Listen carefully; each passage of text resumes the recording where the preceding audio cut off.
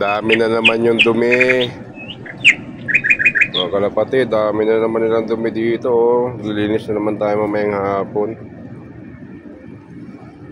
Sino naman yung mga kalapatid natin, mga kalapatid dito. Saan tayo nagpapatok pa Yun, yung bird yun. Maliksi pang lumipad.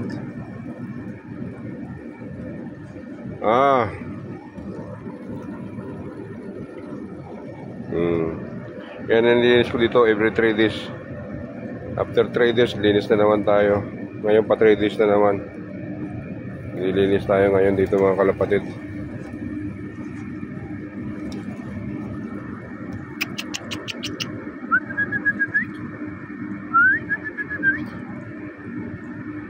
Dami na.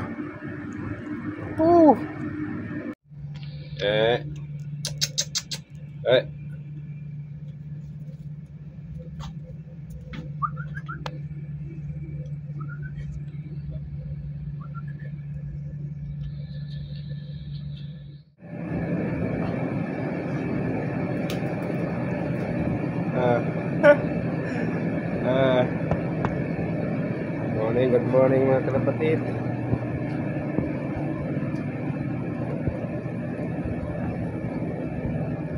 Go inside.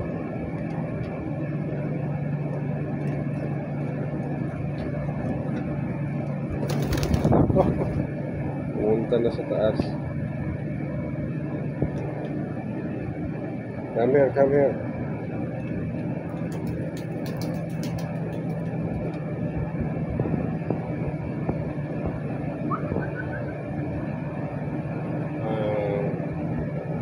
Inside.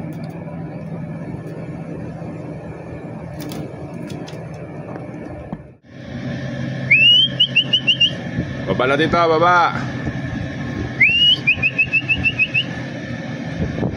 Kain, kain mga kalapatid.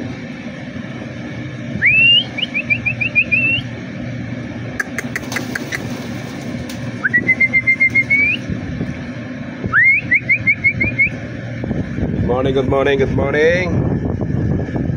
Alas 5:30, ang taas ng sikat ng araw.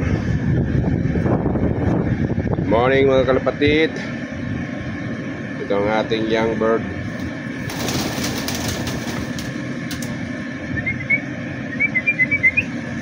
Yung isang young bird natin nandun na sa taas, naglipad na rin doon.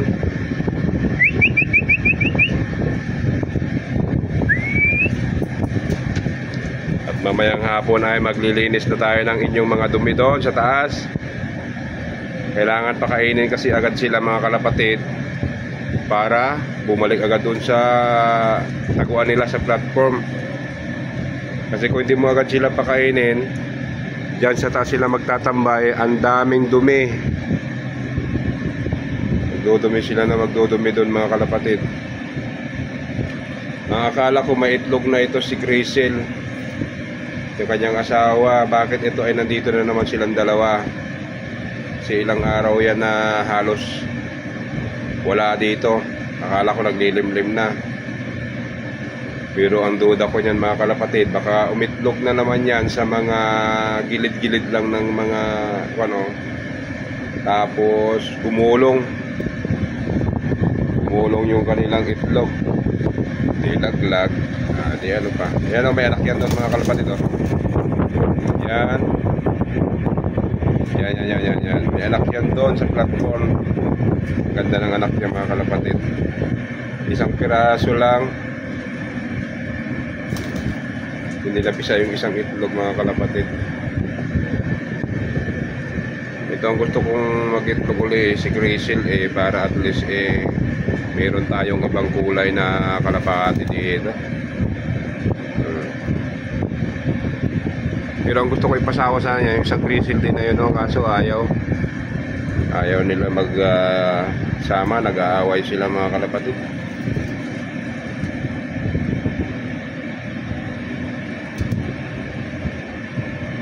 Ayan, sa gustong mag-ampo ng aking mga kalapati, yun nga lang kukurin dito mga kalapatid.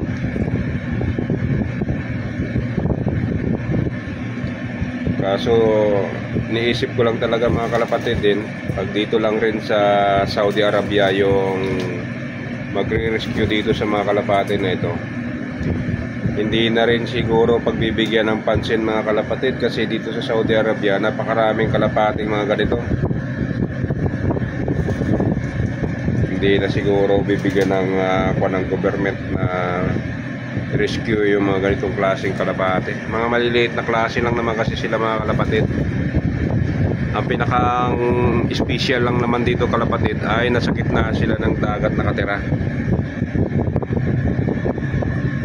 Kasi kung ito ay uhulihin mo lahat mga kalapatid, tapos dadalhin mo lang rin naman sa lupa at hindi mo sila ikukulong ng mga ilang buwan, kasanayin doon, ay duda ko mga kalapatid ay babalik din ito dito mga kalapatid.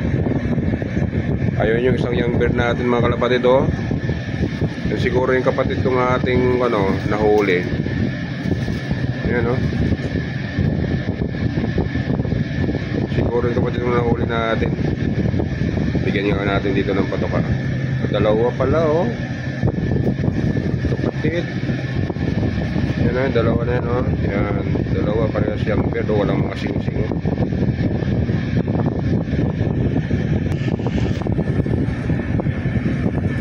Lumipad naman yung isa dun sa taas. Yan, yung isa tumutuka-tuka na ngayon. Yan mga kalapatid, oh. Tumutuka doon sa may tumatsik doon, banda ron. Nakakain na siya mga kalapatid. Basta nakakatuka na yan, tapos nakakainom na. Naku, alam mo sa sunod yan, sila pa yung mauunang pumunta dito at hingi ng pagkain. Ito naman si Kulit, gusto lagi special sa kanya. Gusto niya laging nakahiwalay.